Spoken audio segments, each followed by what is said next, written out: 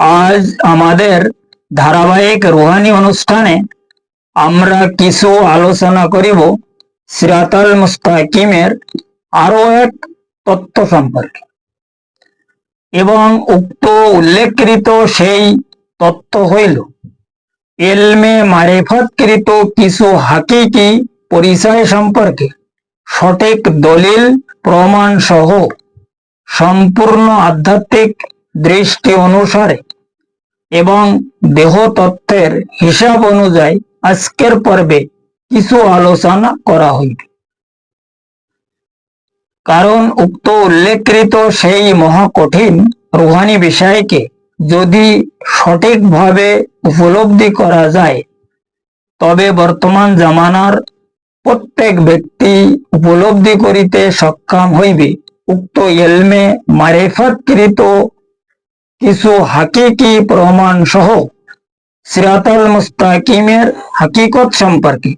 প্রত্যেক ব্যক্তি আরো বহু ইলম অর্জন করার জন্য সঠিক রুহানি হিসাব অনুযায়ী এবং বাতিনি তালিম অনুসারে অবশ্যই সক্ষম হইতে পারিবে ইনশাআল্লাহ তাআলা।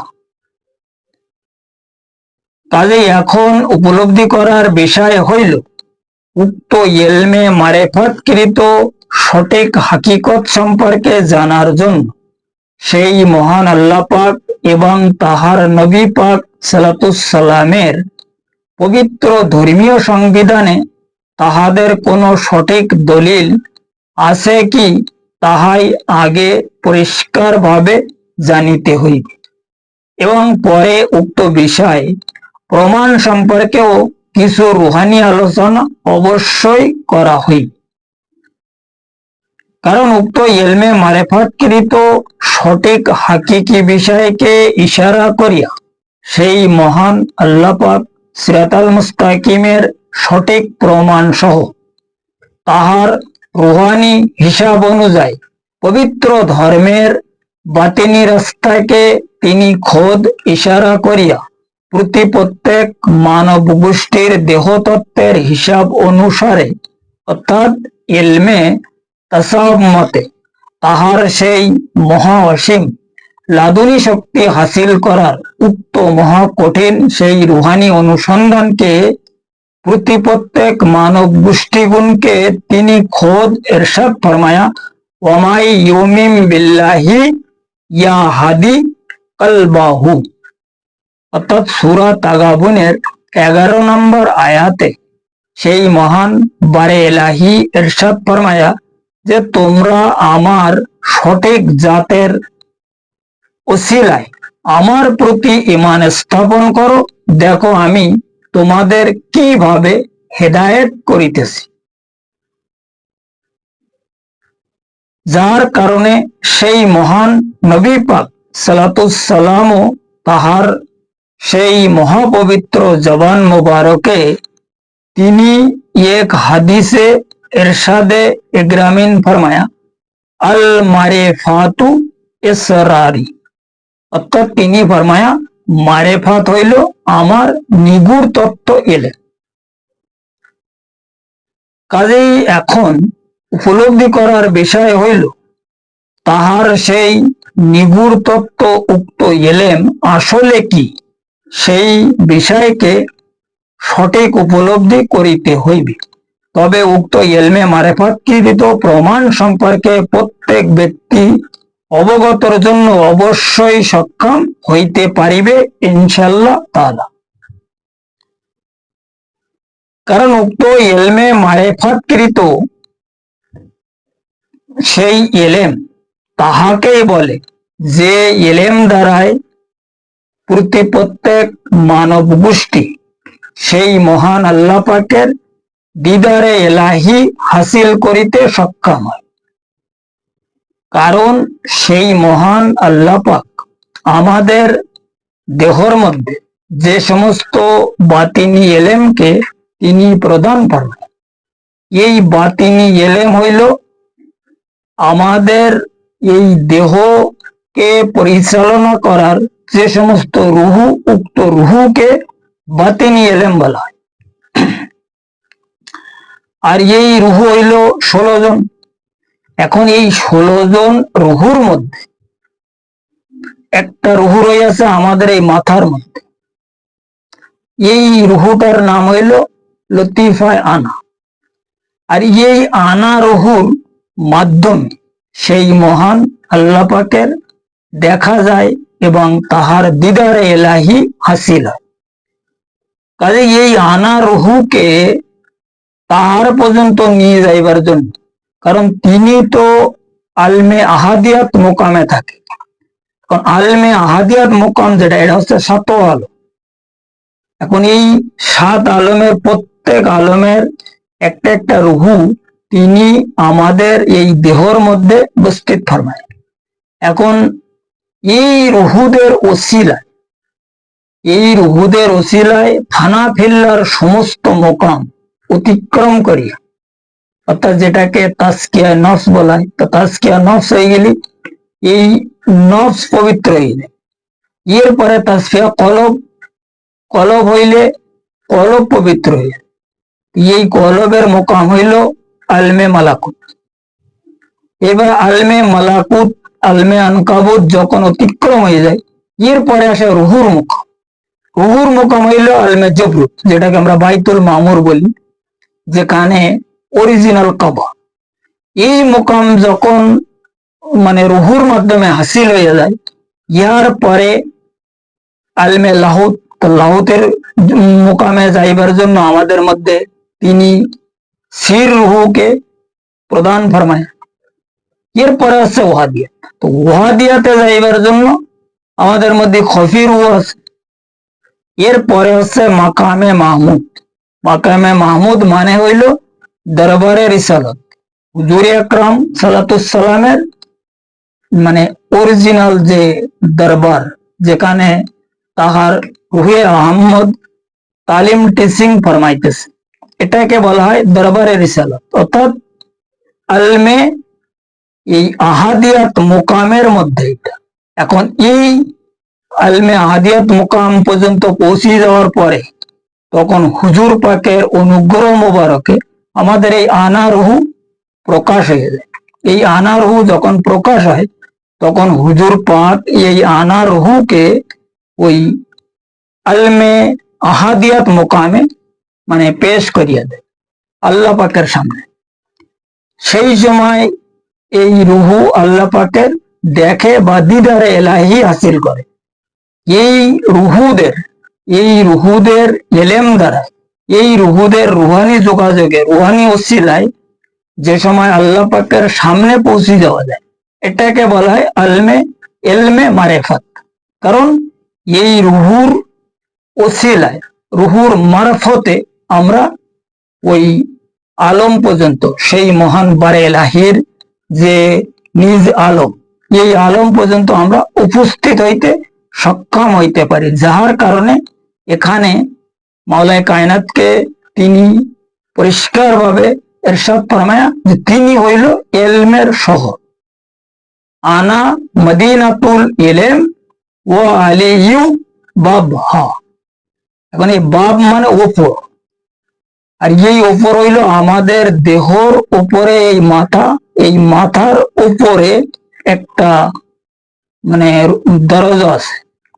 এই দরজাকে খোলার জন্য মাওলায়ে কায়নাতের ওসিলা দরকারি। এখন মাওলায়ে কায়নাতের ওসিলা তো এখান থেকে বহু বছর আগে তিনি তো আমাদের এই জাহিরি জগৎ হইতে রুহানি জগতে চলে। এখন উনার ওসিলা কিভাবে গ্রহণ করা যাবে? উনার যাহারা নায়েক, অর্থাৎ নবী পাকের আহলে বায়াতের যে সিলসিলা, এই পুনর্জন্ম হিসাবে আমাদের সমাজের মধ্যে দুনিয়ার জমিনে তিনি একটা প্রতিষ্ঠিত ফরমায়া গিয়েছে। এই সিলসিলার মাধ্যমে মাওলায়ে কায়নাত পর্যন্ত আমাদেরকে উপস্থিত হইতে। এখন এই বিষয়টা, তাহারা হচ্ছে রুহানি জগতে। এখন এই বিষয়টা আমাদেরকে মানে মানে অবগত করার জন্য, তাহাদের পর্যন্ত পৌঁছবার জন্য দরকার হচ্ছে রুহানিয়াত।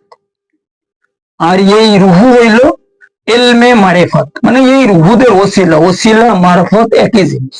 এখন এদের মারফতে আমাদের এই সমস্ত মোকাম মাওলায় কায়নাত থেকে শুরু করিয়া হুজুর পাকের দরবারের রিসালাত পর্যন্ত, আর দরবারের রিসালাত থেকে আল্লাহ পাকের আলমে আহাদিয়াতে আরশে আজিম পর্যন্ত, এই সমস্ত মোকাম গুলোকে অতিক্রম করার নাম হইল এলমে মারিফাত।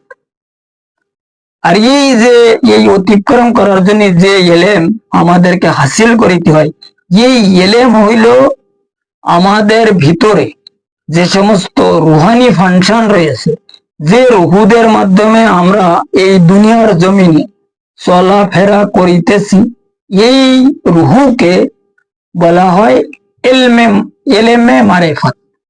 কারণ কি এই রুহুদের মারফতে আমরা এখানে চলিতে বা এই পর্যন্ত উপস্থিত হইতে সক্ষম হইতেছি। কাজে এই রুহুদের প্রকাশ করার বিষয়, এই রুহুদের সবাল করার বিষয় আমাদের কোনো নলেজ নেই, আমরা কিছু জানি যে আমাদের মধ্যে রুহু কোথায় আছে, আমরা এই রুহুদের কিভাবে প্রকাশ করব, এই ব্যাপারে কোরআন হাদিস আমাদের মানে একটা দলিল রয়েছে, যেটা হচ্ছে পথ নিদর্শন। এই রাস্তাকে নিদর্শন করার জন্য, আমাদের বোঝার জন্য, জানার জন্য, এই রাস্তায় চলার জন্য সর্বপ্রথমে দরকার হইল আমাদের এলমে শরিয়ত। এখন এলমে শরিয়তের মাধ্যমে আমরা যখন এই জিনিসটা উপলব্ধি করিতে পারব যে আমরা যদি একটু চেষ্টা করি, আমরা যদি চিন্তা গবেষণার মাধ্যমে আধ্যাত্মিক সাধনা দ্বারাই তাজকিয়া নফস করিতে পারি, তাজফিয়া কলব করিতে পারি, তখন আমরা এই রুহানি রাস্তার মধ্যে ঢোকার জন্য একটা মানে সক্ষম হইব। সেই ব্যাপারে এখানে হুজুর পাক হাদিস শরীফে বিভিন্ন জায়গায় বিভিন্ন কায়দায় তাহার তরিকাকে অবলম্বন করার জন্য আমাদেরকে নির্দেশ ফরমায়। এখন এই তরিকা কিভাবে অবলম্বন হবে, এটা আমাদের আসলে পরিষ্কারভাবে জানার দরকার।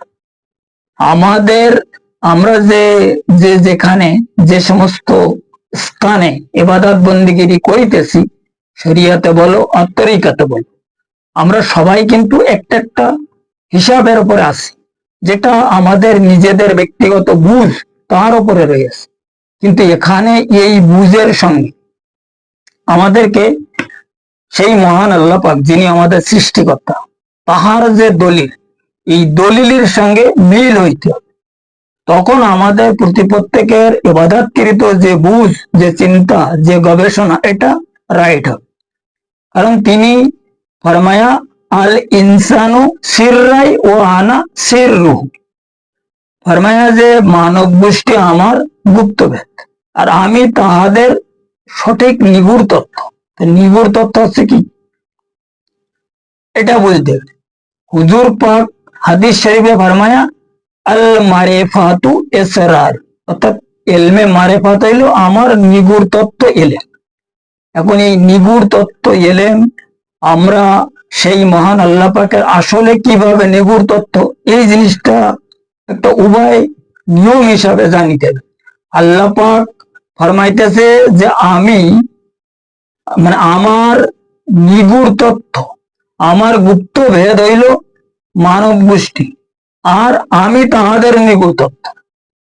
আর হুজুর পাক বলতেছে যে আমি আমার যে এলেম, এই এলেম হইল নিগুড় তথ্য, আর আমি হইলাম এলেমের একটা শহর, আর এই এলেমের শহরের দরজা হইল কেনা, মাওলায় কায়নাত।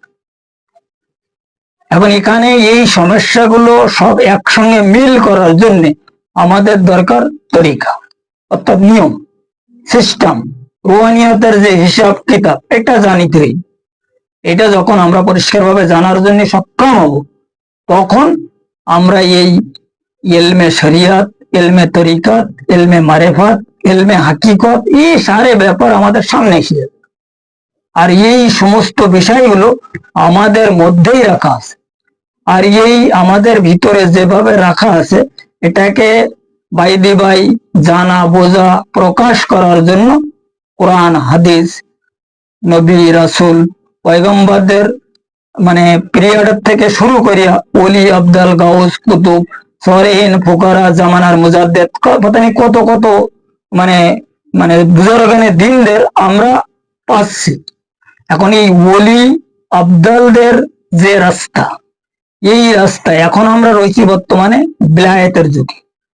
নবুয়ত তো শেষ হয়ে গেছে, নবুয়তের বিষয়টা একদম পুরো শেষ হয়ে গেছে, যে ব্যাপারে তিনি ফরমায়া আনাল আকেব ও আনাল মাহি লাইসা নবী আবাদি, মানে আমার পরে আর কোন নবী আসবে না। এখন ওনার পরে সমাজের হেদায়েতের ভার তিনি তাহার নায়েবদের উপরে রাখিয়া গিয়েছে। এখন আমাদের বোঝার দরকার যে তাহার নায়েব কারা, সেই নায়েবদের মাধ্যমে আমাদেরকে এই রাস্তায় চলার চিন্তা ভাবনা করিতে, যেটাকে বলা হয় সাধনা সিদ্ধি। এটার কাজ করতে গেলে ওসিলার মাধ্যমে করিতে হবে, কারণ যদি আমরা ওসিলা গ্রহণ না করি, শয়তান আমাদেরকে বিভিন্ন কায়দায় বিভিন্ন অবস্থায় অতিভ্রম ঘটাই দেবে, যে গোমরাহ অবস্থায় নিয়ে গোমরাহ রাস্তার মধ্যে সামিল করাই দেবে, যে ব্যাপারে তিনি বিভিন্ন জায়গায় আমাদেরকে সতর্ক ফরমায়া কোরআন শরীফের মধ্যে, যে তোমরা যদি আমার সঠিক রাস্তার মধ্যে চলিতে চাও, তো আমার ওসিলা, আমার নৈকট্যপ্রাপ্ত বান্দা যারা, তাহাদের ওসিলার মাধ্যমে আমার রাস্তায় চলার জন্য চিন্তা গবেষণা করো এবং তাহাদেরকে অনুসরণ করো। উস্কুর রাসুল কুমুল্লাহে ফি আহালে বায়াতি। হুজুর পাক বিদায় হজে ফরমায়া যে তোমরা যদি সঠিকভাবে আমার দিনকে মানিতে চাও এবং হিদায়তের রাস্তায় চলিতে চাও, তা আমি তোমাদের জন্য দুইটা বস্তু রাখিয়া যাইতেছি। সেই দুইটা বস্তু হচ্ছে কি, প্রথম নম্বরে কোরআন, দ্বিতীয় নম্বরে আমার আহলে বায়ত। এখন এই কোরআনের নির্দেশ অনুযায়ী আমার আহলে বায়তের হুকুমকে যাহারা অনুসরণ করিবে, তাহারা কোনো সময় পথভ্রষ্ট হইবে না, আর যাহারা এই দুটোর থেকে একটা ছেড়ে দেবে, তারা অবশ্যই পথভ্রষ্ট হবে। এখন এই যে বিষয়টা, এখানে তিনি ফরমায়া আমি হচ্ছি এলমের নিগুড় তত্ত্ব, ইসরার। ইসরার মানে কি? এলম হচ্ছে দুই প্রকার, একটা হচ্ছে ইসরারি এলেম আর একটা হচ্ছে ইরফানি এলেম। এখন ইরফানি এলেমটা হইল এলমে তাসাউফ, আর ইসরারি এলেম যেটা, এটা হচ্ছে এলমে মারিফাত। আর ইসরারি এলেমের যত কিছু মালিক, সেটা হচ্ছে তিনি খোদ। কারণ এই ইসরারি এলেম কোন পয়গম্বর পায়, তাই যদি পাইতো তাহলে কোনো না কোনো পয়গম্বরের সেই মহান আল্লাহ পাকের দিদার এলাহি হাসিল হইত। কারণ এই ইসরারি এলেম যেটা, এই ইসরারকৃত এলেমের মাধ্যমে সেই মহান আল্লাহ পাকের দিদার এলাহি হাসিল, যে কারণে এটার নাম হয়েছে মারেফত। এই মারেফতি এলেম যেটা, এটা অন্যান্য নবীদের পিরিয়ডেও ছিল, কিন্তু সেটা ছিল সেপাতি এলেম, যে এলেমের মাধ্যমে কেবল আল্লাহ পাকের সঙ্গে কথাবার্তার হাম কালাম পর্যন্ত উপস্থিত হইতে তারা সক্ষম হয়েছে। কিন্তু তাহাকে দেখার জন্য যে এলেম, এই এলেম কেবল স্পেশাল ভাবে হুজুর আকরাম সাল্লাল্লাহু মানে হাসিল ফরমায়, আর কোন পয়গম্বর হাসিল করিতে সক্ষম হয়। এবং হুজুর পাকের উম্মতের মধ্যে বহু ওলি আবদাল যাহারা হইয়াছে, তাহারা হুজুর পাকের এই ইসরারকৃত এলেমের মাধ্যমে সেই মহান আল্লাহ পাকের দিদারে এলাহি ফরমায়। কারণ যতক্ষণ পর্যন্ত দিদারে এলাহি হাসিল না হয়, ততক্ষণ পর্যন্ত কোনো ব্যক্তি ওলি হিসাবে গণ্য হয়। ওলি মানে কি? আল্লাহর দোষ। এখন দোস্তি ওই সময় হবে যখন দুইজন আমনাসামনি হবে, একজন আরেকজনের দেখবে, ওই সময় তার সঙ্গে কথাবার্তার দোস্তি কায়েম হয়। এটা হলো ওলির মানে ওলি হইবার একটা সিস্টেম, নিয়ম, যে কারণে তিনি ফরমায়া আজ করুনি আজ কুরুকুম ওয়াশকুরুলি ওয়ালা তাকফুরুন। এই আয়াতের মধ্যে তাহার দোস্তি সম্পর্কে, তাহার সম্পর্ক সম্পর্কে, তাহার নৈকট্য হাসিল করার হিসাব কিতাব সম্পর্কে তিনি আমাদেরকে নির্দেশ ফরমায়া তাহাকে স্মরণ করার জন্য। পরিষ্কার ভাবে তিনি ফরমায় যে তোমরা আমাকে স্মরণ করো, আমিও তোমাদের স্মরণ করি। এখন এই যে স্মরণ, এই স্মরণ মানে কি? জিকির। স্মরণের অরিজিনাল নাম হইলে কি জিকির। আর এই জিকির তরিকা হিসাবে করিতে, নিয়ম হিসাবে, যেটাকে হুজুর পাকের তরিকা, যে কারণে তিনি ফরমায়া মান সালাকা তরিকি ফাহুয়া আওলাদ, মানে ওনার যারা আওলাদ, ওনার যারা নায়েব, তাহাদের তরিকা হিসাবে, তাহাদের নিয়ম শৃঙ্খলা অনুযায়ী আমরা যদি কাজ কাম করিতে পারি, তখন কিন্তু আমরা এই রাস্তায় অতিক্রম করিতে সক্ষম হবো, যেটা হচ্ছে ইলমে মারিফাতের রাস্তা। আচ্ছা, এটা যেটা ইলমে মারিফাত, কিন্তু ইলম, এই ইলম সেই সময় পাওয়া যাবে যখন আমরা ঠিক মতন হুজুর আকরাম সাল্লাল্লাহু আলাইহি সাল্লামের তরিকাতের নিয়ম হিসাবে তরিকার মধ্যে সামিল হইয়া এই রাস্তায় কাজ করিতে সক্ষম হব। ওই কর্মের মাধ্যমে হুজুর পাকের যে নিগুড় তত্ত্ব ইলম, এই ইলম আমাদের মধ্যে হাসিল হবে। হুজুর পাকের নিগুড় তত্ত্ব ইলম যখন আমাদের মধ্যে হাসিল হবে, ওই নিগুড় তত্ত্ব ইলমের মাধ্যমে সেই মহান আল্লাহ পাকের নিগুড় তথ্য আমরা খুঁজে বাহির করিতে সক্ষম হইব, যে কথা তিনি হাদিস কুদসির মাধ্যমে সেই মহান নবী পাক সাল্লাল্লাহু আলাইহি সাল্লামের মহাপবিত্র জবান মোবারকে তিনি খোদ ইরশাদ ফরমায় আল ইনসানু সিররাই ওয়া আনা সিররু। এখন এই যে সির, সির মানে মাথা, এই হাদিসের বারবার সির ফরমায় না, সির মানে মাথা, আর আনা মানে আমাদের মাথার মধ্যে যে রুহুটা আছে, এই রুহুটার নাম হইল আনা। কথা বোঝা গেছে? এই হলো মেন একটা ধর্মের মানে নিচড়, এটাকে একদম নিগুড় তথ্য বলে। যেমন হুজুর পাক ফরমায়া মারিফাত আমার নিগুড় তত্ত্ব, আল্লাহ পাক ফরমায়া যে আমি মানব গোষ্ঠীর নিগুড় তত্ত্ব, আর এই যে বিষয়টা ইলমে মারিফাত যেটা, এটা হচ্ছে ধর্মের নিগুড় তত্ত্ব। এবং এই তিন নিগুড় তত্ত্ব যদি একসঙ্গে মিল করা যায়, তখন যে ইলমে মারিফাতকৃত যে ইলম, এই ইলম আমাদেরকে হাসিল হয়। আর এই ইলম হাসিল হওয়ার পরে তখন এই ইলমের সাহায্য আমরা সেই মহান আল্লাহ পাকের দিদার এলাহি হাসিল করিতে সক্ষম হইতে পারি। কারণ কি, এই দিদারে এলাহি অত সহজ জিনিস না, যেটা ফটাফট বলা যায় দিদারে এলাহি, দিদারে মুস্তফা, এইসব বিশাল ব্যাপার, এগুলো কোন সহজ ব্যাপার। যাহারা এই জাহিরি জগৎ হইতে বাতিনি জগতে চলিয়া গেছে, তাহাদের সঙ্গে দেখা করার জন্য, তাহাদের জানা বোঝার জন্য, তাহাদের সঙ্গে মোলাকাত করার জন্য, তাহাদের জগতে, তাহাদের যে দুনিয়া, এই বাতিনি দুনিয়ায় আমাদেরকে প্রথমে যাইতে হবে। আর বাতিনি দুনিয়াটা হচ্ছে কি, আমাদের ভিতর, আমাদের ভিতরে যে রুহানি সংসার রয়েছে, এটাকে বলা হয় বাতিনি দুনিয়া। কথা বুঝে গেছে? যে কারণে হুজুর পাক ফরমায়া যে তোমরা যতক্ষণ পর্যন্ত বাতিনি ইবাদত করিতে সক্ষম না হওয়া, ততক্ষণ পর্যন্ত তোমাদের জাহিরে কোনো ইবাদত কবুল হইবে না। এখন এই বাতিনি ইবাদত হচ্ছে কি, কলবি ইবাদত, যে ইবাদতের মাধ্যমে সেই মহান আল্লাহ পাকের এবং তাহার নবী পাকের পরিচয় লাভ করা যায়।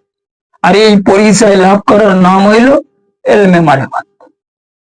এই ইলমে মারিফাতকৃত যেটা হিসাব, সেটা হচ্ছে একমাত্র আমাদের রুহানি রাস্তার মাধ্যমে, অর্থাৎ সিরাতাল মুস্তাকিমের রাস্তার মাধ্যমে ইলমে মারিফাতকে হাসিল করিতে হইবে। আমরা তো সারা জনম ইলমে মারিফাত সম্পর্কে যে সমস্ত কথাবার্তা শুনিতেছি বা জানিতেছি, বা বর্তমান সমাজের মধ্যে কিছু কিছু জায়গায় দেখা যাচ্ছে যে ইলমে মারিফাতি যে ইবাদত বন্দেগিরি কোন কায়দায় কিভাবে হইতেছে, এ ব্যাপারে কিছু কিছু জ্ঞানী সম্প্রদায় অবশ্য খোঁজ খবর রাখে, কিন্তু ইলমে মারিফাত তাহা নহে। ইলমে মারিফাত যেটা, সেটা হচ্ছে আমাদের ভিতরে, আমাদের এই দেহর মধ্যে মানে রাখা আছে। জিসমানি ইবাদতে কোন সময়ের জন্য অন্তিম সময় মুক্তি হইবে না।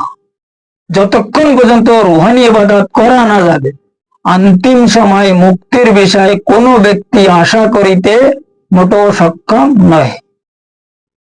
যে কারণে এখানে এই ইলমে মারিফাতের যে বিষয়টা, এই বিষয় তিনি ফরমায়া কি ওয়াতাসিমু বিহাবলিল্লাহি জামিয়া, অর্থাৎ আমার রজ্জু যারা, আমার রশ্মি, এই রশ্মিকে তোমরা কোন ফেরকার মাধ্যমে আলাদা করিবা, তাহলে কিন্তু তোমরা আমার নিগুড় তত্ত্ব খুঁজে পাবা না। কথা বলে গেছে? এই নিগুড় তত্ত্ব খুঁজে বাহির করা বিশাল কঠিন ব্যাপার। আল্লাহ পাকের যে নিগুড় তত্ত্ব, যখন কোনো ব্যক্তি সেই মহান আল্লাহ পাকের খোঁজ দিয়ে যায়, তখন ওই ব্যক্তি উপলব্ধি করিতে সক্ষম হইবে যে আল্লাহ পাকের নিগুড় তত্ত্ব আসলে কি, আর তার ওনার নিগুড় তত্ত্বের মধ্যে কত প্রকারের সমস্যা রয়েছে। এ তো সহজে তিনি ফরমায়া যে আমি মানব গোষ্ঠীর নিগুড় তত্ত্ব, আর মানব গোষ্ঠী আছে আমার গুপ্তভেদ। এখন এই গুপ্তভেদ আর নিগুড় তত্ত্ব, গুপ্তভেদ আর নিগুড় তত্ত্বকে বোঝার জন্য এখানে হুজুর পাকের নিগুড় তত্ত্ব এলেমের প্রয়োজন আছে। এই নিগুড় তত্ত্ব এলেম সম্পর্কে তিনি ফরমায়া কলবে মুমিন আরশে আল্লাহ, কলবে মুমিন বাইতুর রব, অর্থাৎ মুমিন মন্দ্র কলব হইল সেই মহান আল্লাহ পাকের হাকিকি আরশ, আর ওই কলবে কামেল মুর্শিদরাও বসবাস করে। এখন এই কামেল মুর্শিদ যখন আল্লাহ পাকের সঙ্গে ওখানে বসবাস করতেছে, তাহলে যদি কোনো কামেল মুর্শিদ আমরা ম্যানেজ করতে পারি, তাহলে নিশ্চয় আল্লাহ পাকে পাওয়া যাবে। আর আল্লাহ পাকের পাওয়ার জন্য, আল্লাহ পাকের দিদারে এলাহি হাসিল করার জন্য সর্বপ্রথমে দরকার হচ্ছে আমাদের একজন কামেল মুর্শিদ, যাকে সেই মহান নবী পাক সাল্লাল্লাহু সাল্লামের নায়েব বা তাহার আহলে বায়াত, আহলবাসী, আহলে নজরদারি কোনো একজন মোকাম্মেল ব্যক্তি বলা হয়। এই ব্যক্তিদের ওসিলায়, এই সমস্ত ব্যক্তিদের ওসিলায় আমাদেরকে এই রাস্তায় চলার জন্য কোরআন শরীফে অহরহ জায়গায় সেই মহান আল্লাহ পাক ও ওসিলা সম্পর্কে নির্দেশ ফরমায়। এবং এই ওসিলা বা আরো অন্যান্য বিষয় যদি আমরা ঠিকভাবে গ্রহণ করিতে সক্ষম হইতে পারি, তখন নিশ্চয় এলমে মারেফাতকৃত কিছু হাকিকি এলেম আমরা অর্জন করিতে অবশ্যই সক্ষম। কারণ কি, এখানে সবচেয়ে বড় একটা বিষয় হইল সেটা কি, আমাদের নিজের ব্যক্তিগত যে আমরা একটা এলেম, ব্যক্তিগত যে জ্ঞান, ব্যক্তিগত যে সমস্যা নিয়ে আমরা সবসময় যিনি চলাফেরা করিতেছি, এটাকে সর্বপ্রথম আমাদের পরিত্যাগ করিতে হইবে। যখন এই বিষয়টা পরিত্যাগ করা যাবে, তখন আমরা এই রাস্তায় চলার জন্য সক্ষম হইতে পারিব। কাজেই আজকের আলোচনা অর্থাৎ এলমে মারেফাতকৃত কিছু হাকিকি প্রমাণ সম্পর্কে যদি পরিষ্কার ভাবে আরো কারোর জানার জন্য ইচ্ছা হয়, তবে ডেসক্রিপশনে আমার নাম্বার দেওয়া আছে। এই নাম্বারে যদি কেউ আমাদের সঙ্গে সম্পর্ক করে, তবে এলমে মারেফাতকৃত হাকিকি প্রমাণ সম্পর্কে সম্পূর্ণ দলিল প্রমাণ সহ জানাইয়া দেওয়া হইবে এবং দেখায়ও দেওয়া হইবে, বুঝাইও দেওয়া হইবে, শেখায়ও দেওয়া হইবে। যদি কেউ এই রাস্তায় চলিতে চায়, তাহাদের গাইডও করা হইবে। কারণ বর্তমান সময় এই এলমে মারেফাতকৃত যে সমস্ত তরিকা চলিতেছে, সেই সমস্ত তরিকা সম্পর্কে আসলে কথা বলা একদম ঠিক নয়।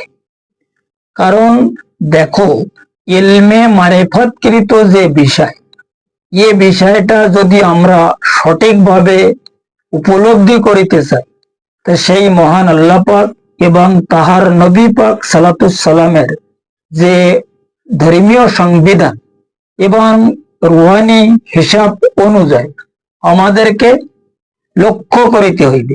তখন যাইয়ে ইলমে মারেফাতের যে বিষয়টা, সেইটা আমাদের সামনে আসিবে।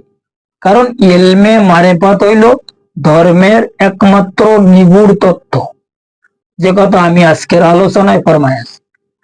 যাই হোক, এই বিষয়টা যদি কারোর আরো পরিষ্কার ভাবে জানার ইচ্ছা হয়, তাহাদের ইনশাআল্লাহ তাআলা জানাই দেওয়া হইবে এবং বুঝাইও দেওয়া হইবে। যদি কেউ এই রাস্তায় চলিতে চায়, তাহাদের চলার জন্য গাইডও করা হইবে। কারণ ইলমে মারিফাতের যেটা মূল বিষয় সেটা হইল কি, সেই মহান হুজুর পাকের একমাত্র আদর্শ। তাহার আদর্শ যদি আমরা গ্রহণ করিতে সক্ষম হইতে পারি, তখন ইলমে মারিফাত আমাদের মধ্যে আপনা প্রকাশ হইবে। কোথার থেকে? তাহার তরফ থেকে। তিনি যখন আমাদের প্রতি অনুগ্রহ ফরমাইবে, তখন ইলমে মারিফাত, ইলমে হাকিকত, ইলমে তরিকাত বা ইলমে শরিয়ত, কোনো ইলমের আর অভাব থাকিবে না। কারণ বর্তমান সময় যে সমস্ত ইলমে মারিফাত বা তরিকাত ধর্মের কাজ কারবার সমাজের মধ্যে দেখা যাইতেছে, এসব ব্যাপারে তো আসলে কথা বলা ঠিক না। এই ব্যাপারে যারা সমাজের জ্ঞানী সম্প্রদায়, তারা পরিষ্কারভাবে উপলব্ধি করিতে সক্ষম হইতেছে যে কোন ধরনের ইলমে মারিফাত বর্তমান সমাজের মধ্যে বিভিন্ন স্থানে চলিতেছে। যাই হোক, ও বিষয়ে আমার তো আসলে কোনো কথা বলার দরকার হয় না। কারণ এই যে ধর্মের নিগুড় তত্ত্ব সম্পর্কে, ইলমে মারিফাতের হিসাব কিতাব সম্পর্কে হুজুর পাক পরিষ্কারভাবে ফরমায়া, লা ইউমিনু আহাদাকুম হাত্তা আকুনা আহাব্বা ইলাইহি মিন ওয়ালিদিহি ওয়া আলাদিহি ওয়ান নাসি আজমাইন। এই হাদিসের মধ্যে ইলমে মারিফাতের সমস্ত কিছু তিনি আসলে একটা স্থগিত রাখিয়াছে। এখন এই হাদিস অনুযায়ী যদি আমরা জীবন যাপন করার জন্য চিন্তা ভাবনা করিতে সক্ষম হই, তখন ইলমে মারিফাতের বিষয়টা কারোর আর জানার বাকি থাকিবে না। কথা বোঝা গেছে? ইলমে মারিফাত অত সোজা না। মারিফাত প্রকাশ করার জন্য নিজকে নিজে ফানা করিতে হয়। কথা বোঝা যায়? আরামকে হারাম করিতে হয়, তারপরে যাইয়ে মারিফাতের রাস্তা পাওয়া যায়। মারিফাত অত সোজা আর অত সহজ জিনিস যদি হইতো, তাহলে এই বিভিন্ন তালবাহানের মাধ্যমে মারিফাত করিয়া প্রত্যেক লোক ওলি আল্লাহ পীর পয়গম্বর হইয়া বসে থাকত। কথা বোঝা গেছে? মারিফাত অত সোজা জিনিস না। মারিফাত যদি এত সহজ হইতো, তাহলে এই এক একজন বড় বড় হস্তিদের এত বৎসর এই পাপড় বেলতে হতো না। কথা বোঝা গেছে? যাই হোক, আজকের আলোচনা এই পর্যন্ত রাখা হইল। আগামী পর্বে সিরাতাল মুস্তাকিমের হাকিকত সম্পর্কে এবং মানব মুক্তির প্রমাণ সহ সম্পূর্ণ আধ্যাত্মিক দৃষ্টি অনুসারে আরো কিছু রুহানি আলোচনা অবশ্যই করা হইবে, যদি আমার সেই মহান মুর্শিদ মাওলা তাহার সেই মহা অসীম অনুগ্রহ মোবারকে তিনি নিজ গুণে আমার প্রতি দয়া ফরমায়।